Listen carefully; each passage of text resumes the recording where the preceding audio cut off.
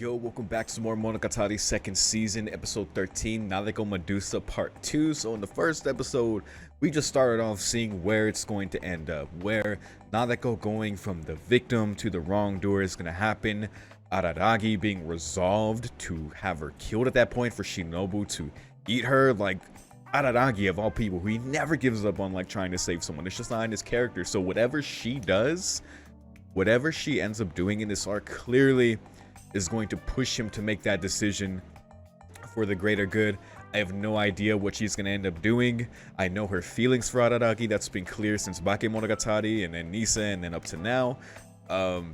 It's possible she might hurt someone like Senjo Gahara, or like I don't know. Like, she could go pretty far in her lashing out, like, because it's tough, man. I feel like in her emotions and her emotional state and how she feels, like I feel like she's just gonna like fall into this wrongdoer state, because she clearly doesn't want to see herself as a victim. Like, she even like corrected herself, like, oh, is that making me sound like a victim? All right, never mind, let me like she's like in her internal monologue, which we're finally getting, which is very nice. We see those like thoughts going on within her, and it's like tough to like really gauge like where she is, but you kind of get this sense that she is kind of like averting her eyes kind of in this Hanakawa way, but also just like she has this really roundabout way of thinking about things. It's like overthinking, it's self-reflective, but at the same time kind of out of touch. It's like, I mean, she's a freaking middle schooler, you know. She doesn't, after all she's gone through and what's going on now, she's like Kuchinawa now, which is a whole other thing. It's tough, and I look forward to where her mind state is gonna go as this progresses. Clearly it's not gonna be good. So yeah, we're gonna see how things go with her doing these favors for Kuchinawa, whatever those are. And you know, her thing at the end, because she's doing the whole narrator thing, like how we see with Araragi, where even Hanakawa, I think, where they like Araragi will say something from a future tense perspective, as if he's like reflecting on all these events going on. Just like, you know, how we immediately established in this arc, like how did things get to this point where I'm fighting Araragi, like I wanted to be by his side, or like, but specifically at the end of the first episode, are saying like, if I knew like all the things he wanted me to do, what he was going to do to me, like everything that was going to happen, if I knew everything, I would have still nodded yes. So it's like, I mean, it's like, it's an honest thought, you know, and maybe that's kind of the point of it too, of like her needing to be honest with her feelings and with herself to come to terms with them. And because it feels like that's, you know, not happening, and so it's going to end up with her like lashing out and doing things that she'll probably regret, and but at the same time it'll be so far that she has to just keep going. Like, I don't know, it's tough. It's really tough, because the thing with like Monogatari is they present like a lot of themes and ways of like viewing things, like for example, you have these terms like victim and wrongdoer, and so you're like examining these characters through the lens of like however the show is, you know, talking about them.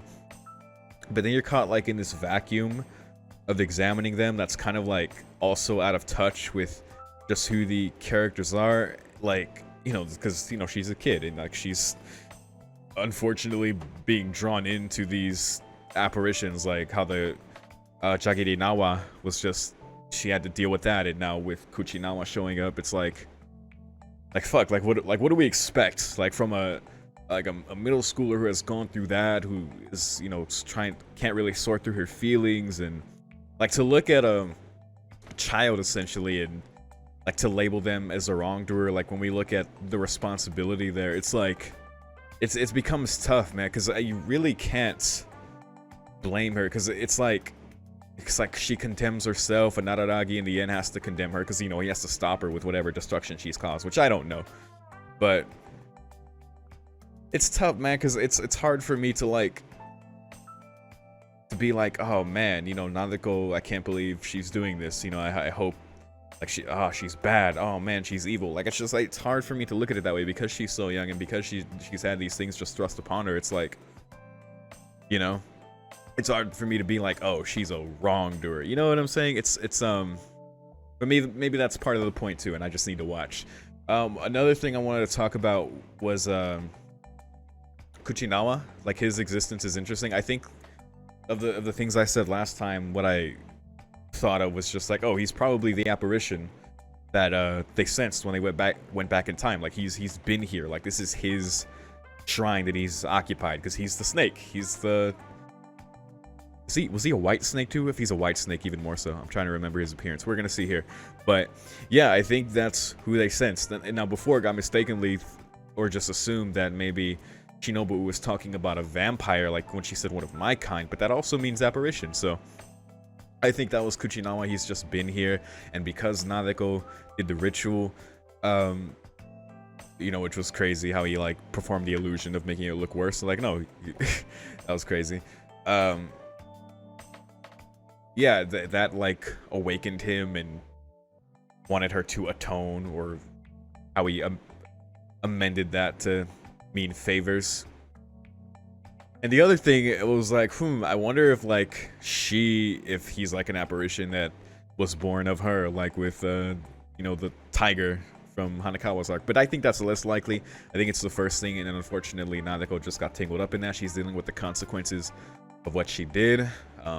Still to this point, like it wasn't enough that it made the Jakirinawa worse. Now it's come to this too. So yeah. So I think that's where I'm at now after, you know, just one episode. So yeah, let's keep going. Let's see how horrible things get. If I know they also mentioned last episode that Araraki was gonna meet up with her that night. So we'll see if she even meets up with him now, or if she's gonna focus on these favors she needs to do. And we'll see if he can do anything for her, what Shinobu might know about what's going on, because they were going to use her knowledge that she gained through listening to Meme. So yeah, let's just continue. Beginning the episode in 3, 2, 1.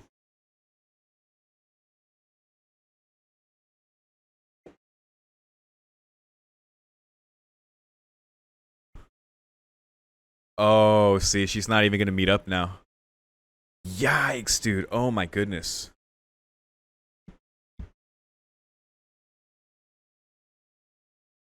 I mean, yeah, Araragi just has to take her word for it. Damn. She wanted a longer call. Oh gosh. He is a white snake. Oh boy. Stop messing with her.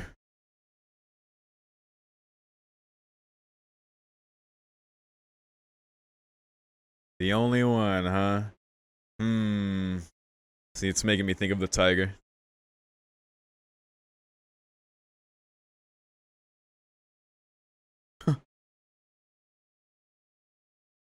Really? How dramatic.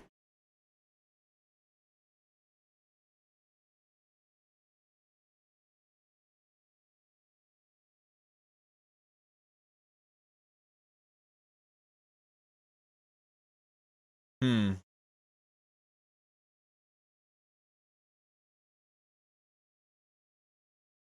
pile of rubbish. It is in pretty big ruin now. Atonement or a favor. Okay. My corpse. Oh gosh. I don't like this. I don't like this. Is this what leads to her having Medusa hair? November 1st. Yeah, it's been quite some time. Thank you, Orange, for the date correction.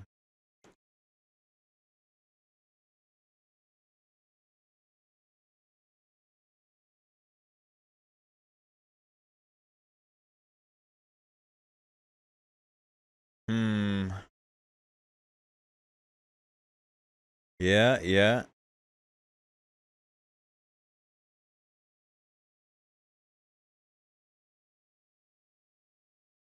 The white scrunchie. Yeah, that is different. Wow.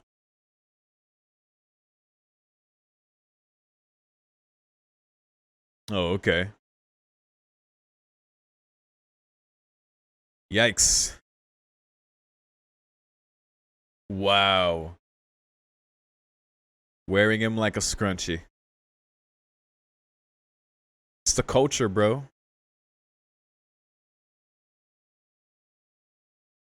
Yeah. I wish we did that in American schools. Because now I hate wearing my shoes in the house. Wow, the shadow. God damn.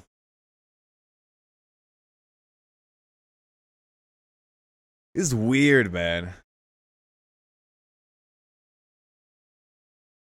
Was there?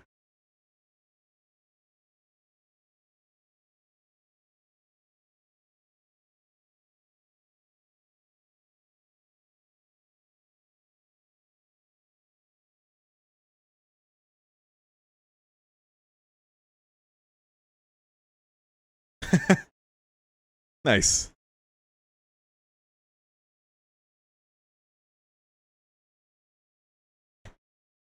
Excuse me. Like someone you can't tell the whereabouts of.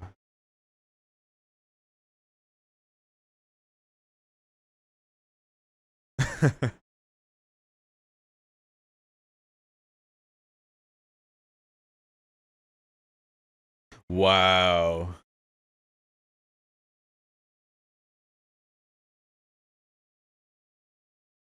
I don't like it. It's like it does none of it matters anyway.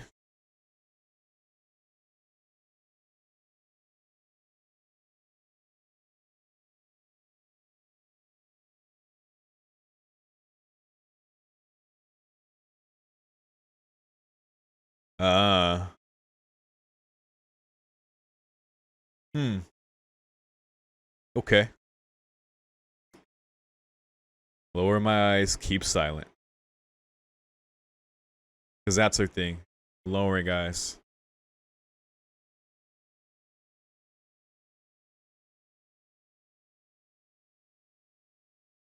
Okay, yeah, let's get back to this.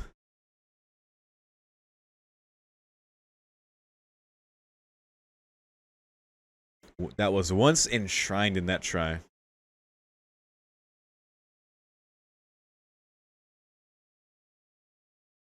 Whoa. Wait, why her?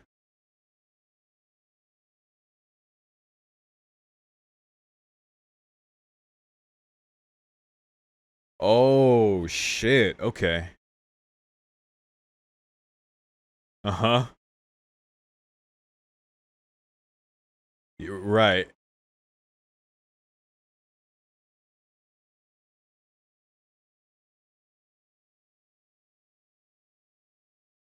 Uh, Interesting. Okay.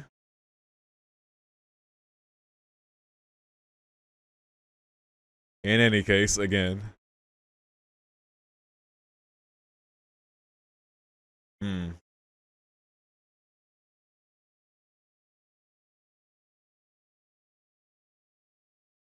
Yeah, she's being cooperative. Yep, that too.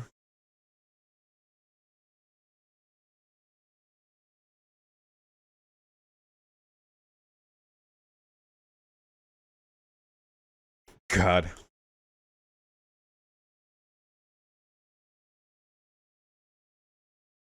I don't know. I don't know. I don't know. Nothing. Oh, God.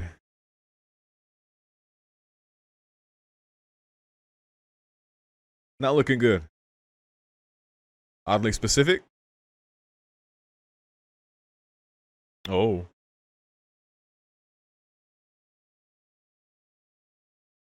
Assimilated. I don't like that.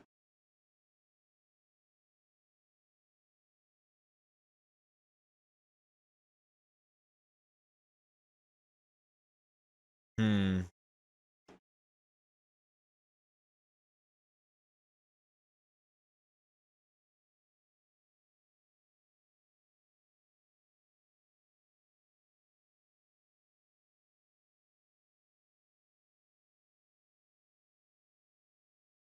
Of who?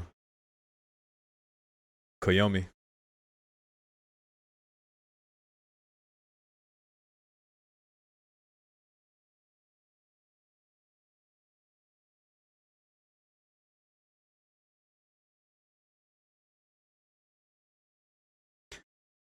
Hmm.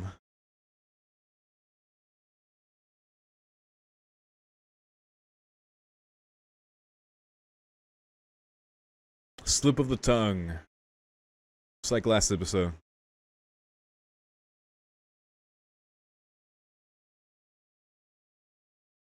I think she does want him to worry.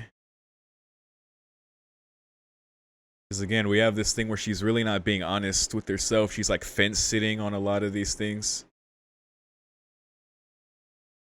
Into your private times. Oh, that, how considerate.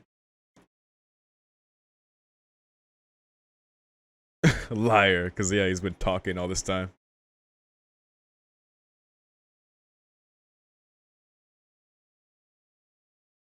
Anything goes. What the hell?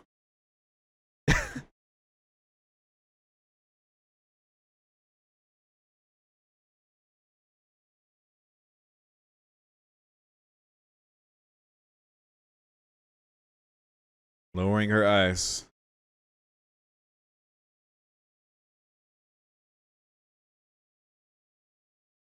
Well, this is a mirrored situation.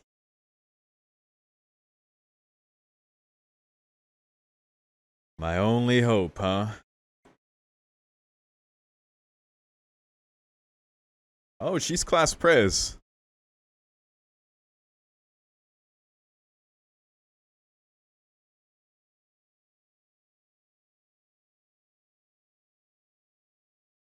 Scripted line.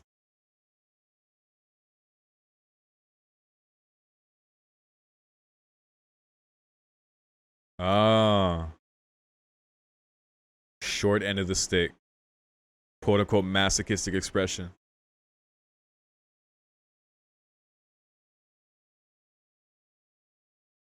Oh.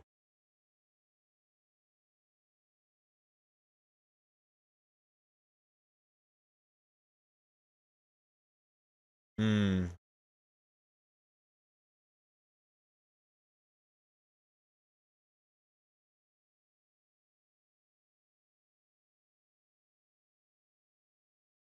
It's kind of like what's going on with Kuchinawa, right? And the same with the teacher.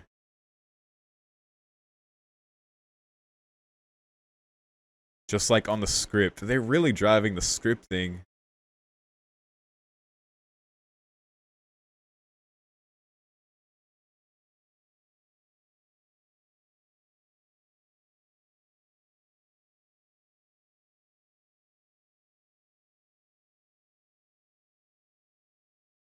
I can't talk too much because I'm trying to keep up with everything.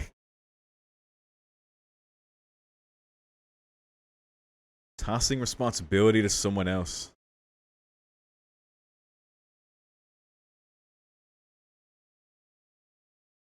Yep.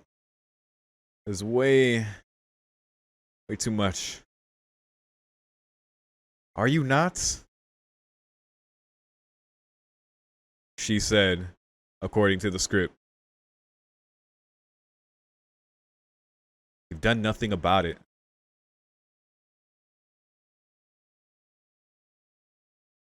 Hmm.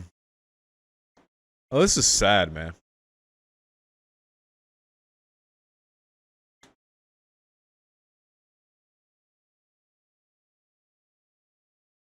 Because we're seeing this guilty conscience she has over just everything that happened.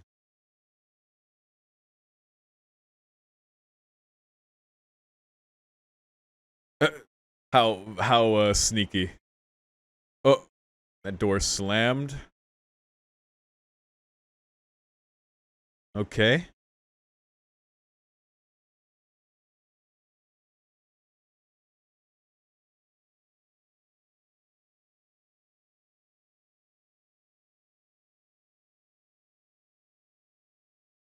Hmm. So it's just like a snake body.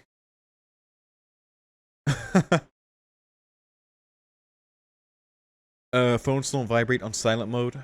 Thank you. Oh. Oh my god.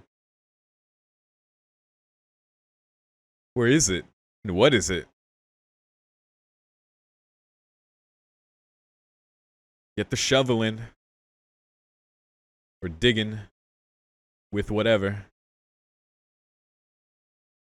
Oh. Alright.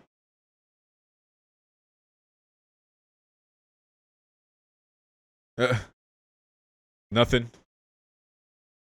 What happened to the buzzing? A false charm? How the hell? Or a false alarm.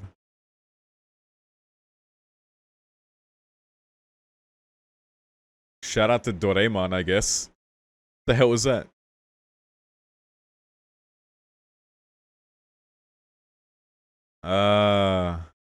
Right.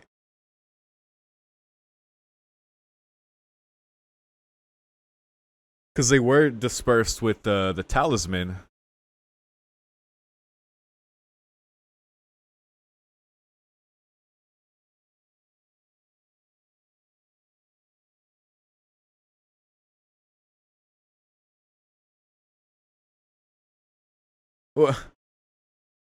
Wow, that's very good. And there's the man.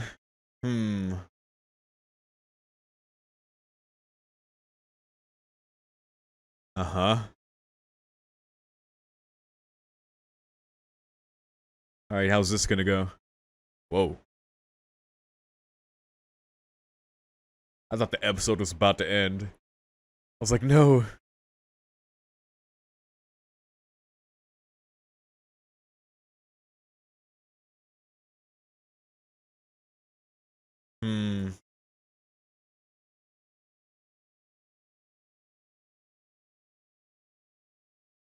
What the hell's he doing? Ah, okay. That's what happened. What the fuck is Aranagi doing?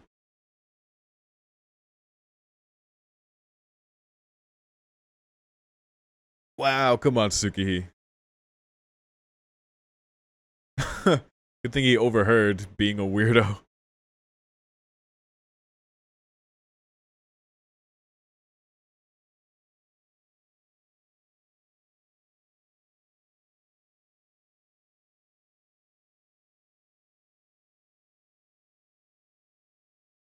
A good kid.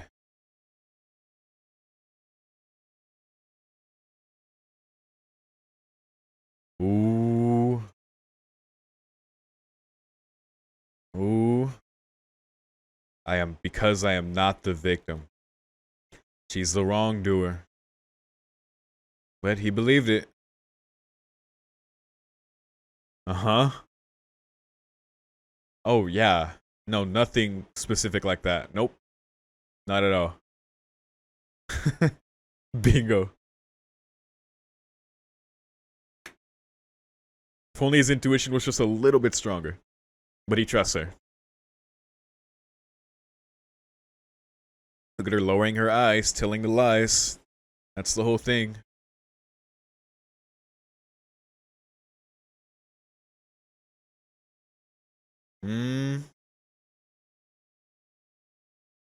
Things won't resolve. To ask for help.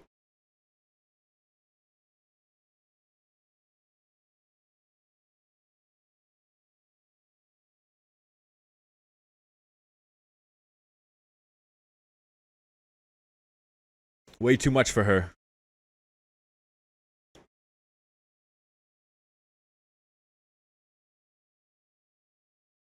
He's here to listen. Uh-huh.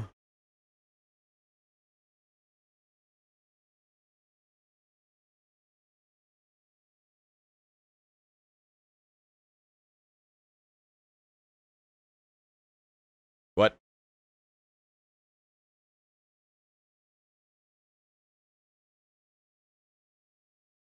Nothing.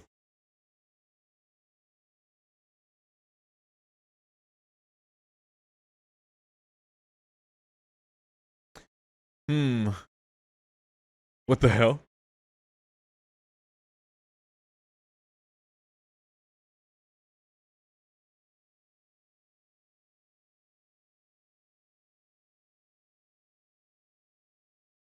Oh gosh. Don't be a weirdo.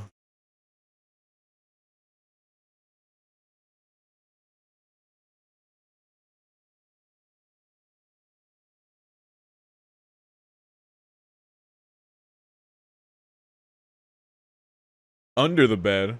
Oh gosh.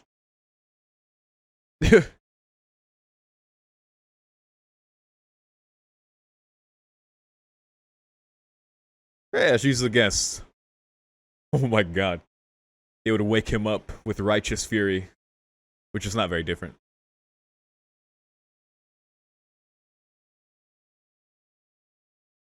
Oh my god. God damn it, Koyomi. Thank you. Yes! Good job, Shinobu. Good job. Love it.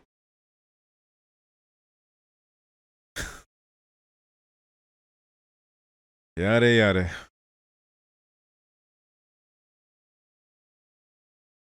She felt that in her jaw too. God. I forgot that she feels what happens to him. Ugh.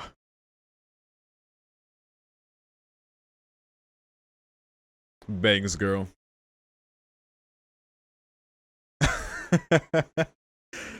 uh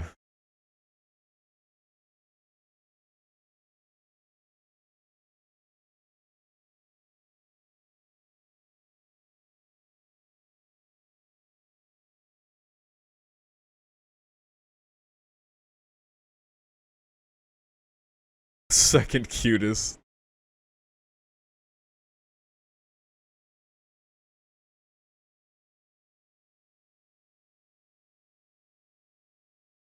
There you go.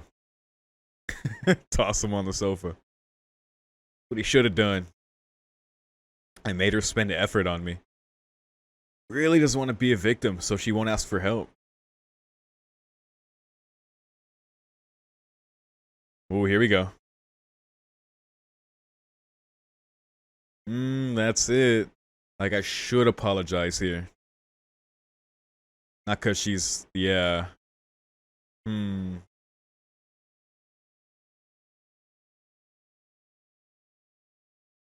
That's true. That's true. It's the longest she's done that laugh. I love it. And she found it pretty funny. No?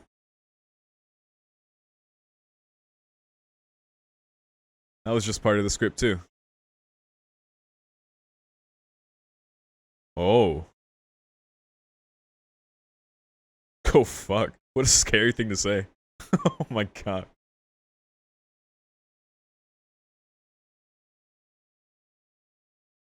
Dubious.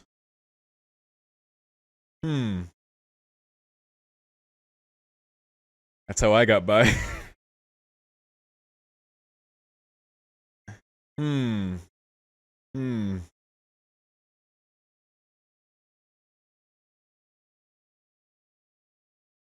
Wow. Just reading through her.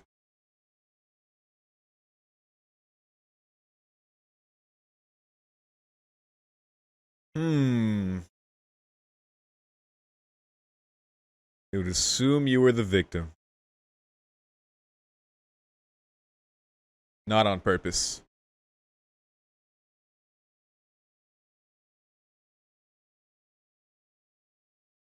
Huh. Naturally cute. And what's that?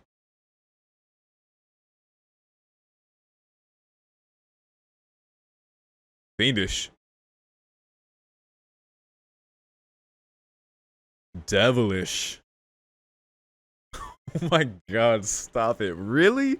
Oh my god, we're going there. God damn. Holy shit. God damn. And die like that. Yikes. Holy shit, dude.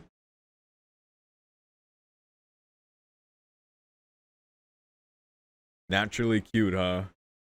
He's like, that advantage is so dangerous and useful to you. You're more monstrous than an apparition. Like, Shinobu's cutting deep, dude. What the fuck?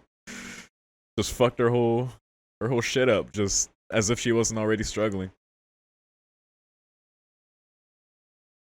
God damn. I mean, she wasn't wrong, but shit, man. But that's the thing, like, she's right, but it's like, how can I, like...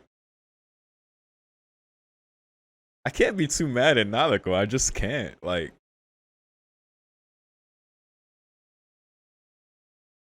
That's the thing, when I say that, I'm like... Because in my head, I'm like, well, she's a victim to her circumstance, but that's like... That's the thing, right? But she doesn't do it purposefully.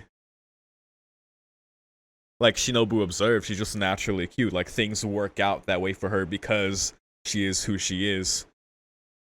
But now, like, having to face that and being like, wait, no, I don't want to be a victim. Like, no. But she is, and it's worked for her. But she's also like a kid, so it's like, I don't know, she's got...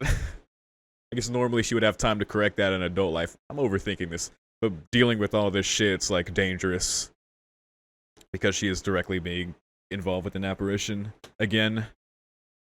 And we know where it's gonna lead to, so shit. So yeah, this episode was pretty much everything and everyone just like getting on Nadeko about all these just the fact, so we learned a little bit more about her guilt. Like we know she had some as a result of like you know, her the sacrifice she did at the shrine with the snakes, and you know, Kuchinawa taking advantage of that, but also like, you know, the idea that, you know, he's not forcing her to do any of this, but she's going along with it and saying like, well, if I do this, will you set me free? Just like not being honest with herself or with other people through like not wanting to be a victim. So like not asking for help from Araragi, just, you know, denying the fact that, you know, she does, you know, want him to worry, even though she's like, I don't want him to. Like, she's taking on these burdens, like the guilt of like taking on the class pres role. No one wanted to do it, but also the fact like, because like even Kuchinawa said, the burden of like having to restore a class like that was so affected that everything that happened with Kaiki, but her feeling like she's done nothing for it. She bears the burden of all her responsibilities there. It's just too much, and like her mechanism or just her response to dealing with all this is lowering her eyes, you know, telling these lies and getting by on, as Shinobu put it, her natural cuteness. Just the way that because she is how she is, people are gonna like, they're just gonna naturally help her without her asking. They're gonna assume she's the victim. They're gonna, you know, treat her the way you would treat someone that is, you know, naturally cute. You'd treat them better. And so Shinobu like acknowledging that, saying that's something, that kind of advantage is something more monstrous, that like more monstrous than an apparition. Like that's a fucked up thing to say, but it's like, I mean, yeah, it's true. It's like as you know, as far as humans go, like that kind of trait is a very useful and dangerous one if you use it that way. But yeah, so that really, man, that must have really fucked with Nadeko, man, for Shinobu to say all that.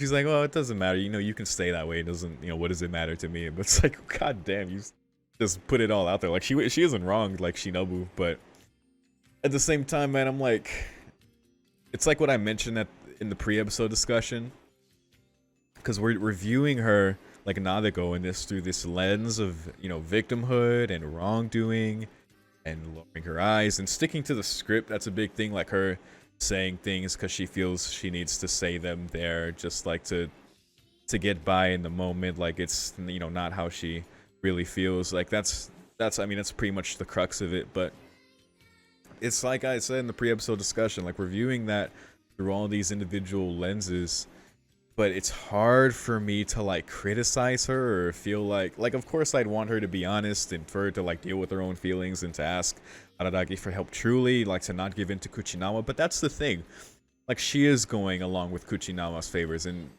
like she said at the end of last episode, she said she would still nod and go along with it even if she knew everything, all the horrible shit that was, you know, to come. So we're getting more of her character, but at the same time, and maybe this just is just me inserting like real life too much into it. It's just hard for me to blame her because she is a victim to her circumstances. Like I don't expect a middle schooler to like come to terms with these feelings, like all these supernatural occurrences happening to her. Like the Jagiri Nawa is enough to like fuck you up for life, let's be real. But you know, now this stuff with Kuchinawa and just bearing all these burdens, and like we see like she doesn't even think to rely on her parents or like anything like that. It's just like we haven't even seen them because that's the thing. Like she doesn't even consider that, or even asking like Koyomi for help, you know, even though she'd wish she could talk to him more and like he would. I don't, it's like it's tough for me to blame her, but that's the thing. Like I'm gonna examine these feelings as this arc progresses, because you know, like I just don't expect her to like take responsibility and to like change and to be like, oh, I'm not gonna be a victim, because people are whole adults and still act like victims, man. It's like what am I expecting from Nadeko? But that's the thing, like we see in the very first episode in the intro, like apparently like what's happened to her and this power she's gained somehow. Like I don't know how she gains that power. Could be that how when she finds Kuchinawa's corpse, which is the thing she was trying to do this episode that she couldn't find, it was a false alarm. That was interesting. Yeah, that was interesting.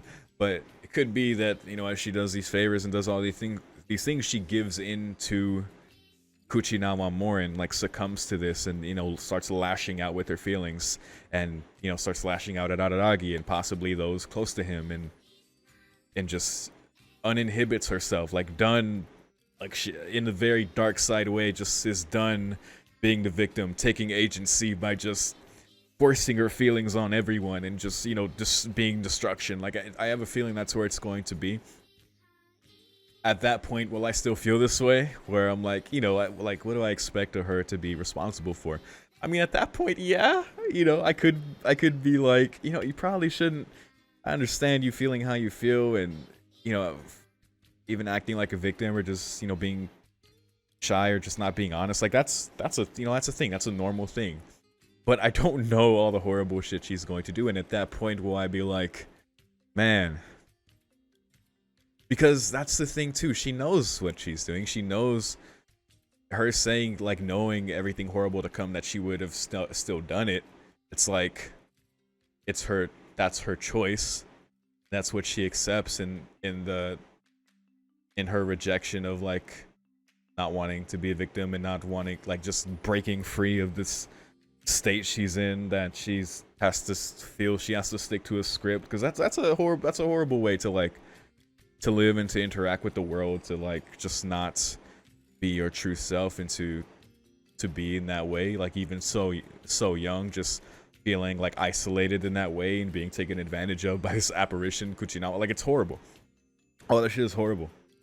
But I don't know. We're gonna see, man. We're definitely gonna see.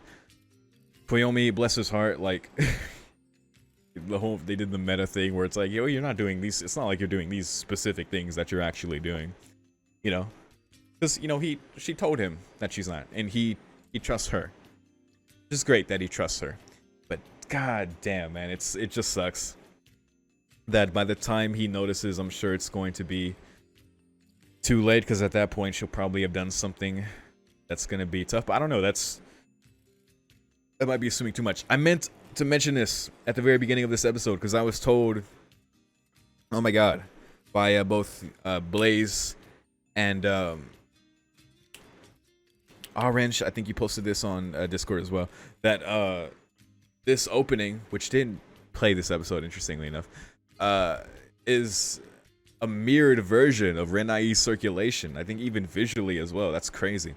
I remember listening to the song and I was like, this is kind of like trippy. This is like a weird song. Like, I wasn't sure what was up with it, or like why it was sticking out to my ears. There was just things going on with it where I was just like, this is off.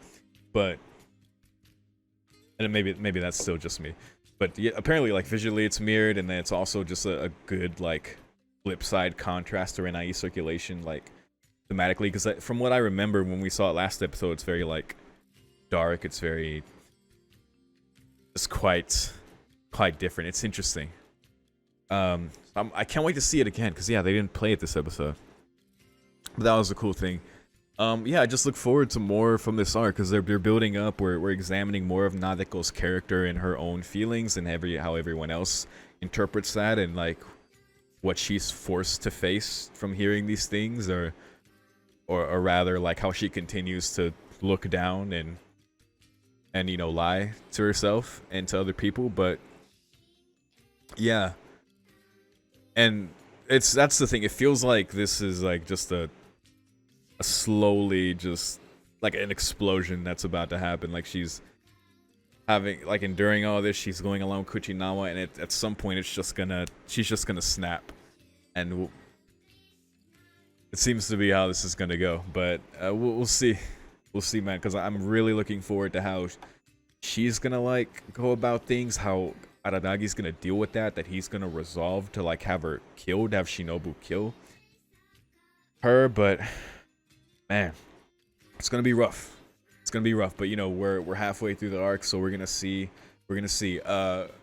One thing I wanted to mention, I guess, was Kuchinawa not talking while in Koyomi's house. I mean, they did have their talk about how he said he wouldn't interfere in her like private matters, which he could have accurately read there, but it could also be that he didn't, even though that he makes it so she is the only one that can hear. Maybe he was taking precaution against Shinobu, or possibly being detected. I'm not sure, but it could be the first thing.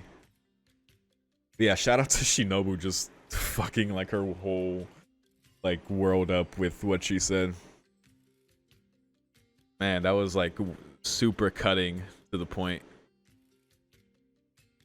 Like after the whole build up of all episode, just showing all these examples and the way how she approaches things. So yeah, but I think that's all I gotta say for this one. We're gonna see if she finds the corpse next episode. She probably will. What this corpse exactly is, because Kuchinawa talks about corpse, how he was enshrined within the shrine. Because it seems like the shrine was named after him. So I don't know, it's maybe like an old snake skin or snake body. I don't know what happens to snakes when they die. How do they decay? What's left of them? Yeah, I don't know. So we're gonna see, and we'll see what happens as a result of that. How did she get Medusa hair? I'm ready for it. So if you have any thoughts to share about this episode or in the arc in general, no spoilers. But if you have any thoughts to share about this episode, feel free to. You want to add to my food for thought that we've already been going to so far. But otherwise, thank you for watching.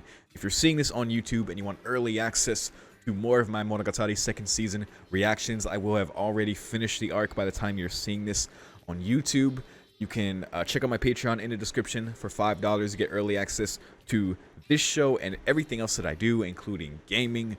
And yeah, that's it. Otherwise, thank you so much once again for watching, and I'll see you next time. Peace.